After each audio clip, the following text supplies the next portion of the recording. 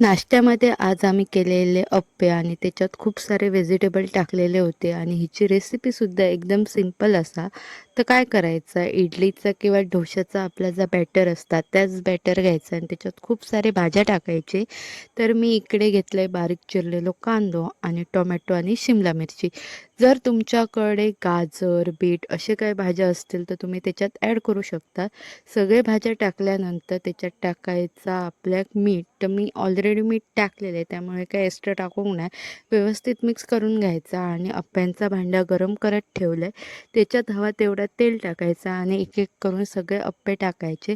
तर एका टायमात ह्या भांड्यामध्ये 12 अप्पे होतात. असे मी 3 वेळा केले म्हणजे 12 त्रिक 36 अप्पे झाले आणि एकदम सुंदर दिसा होते, कलरफुल दिसा होते.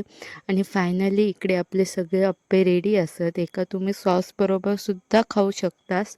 आणि आजची रेसिपी तुमका कशी वाटली या म्हाका कमेंट करून नक्की सांगा आणि आपल्या चॅनलका सबस्क्राईब केला नसेल तर नक्की सबस्क्राईब करा. भेटूया नेक्स्ट रेसिपीमध्ये. बाय.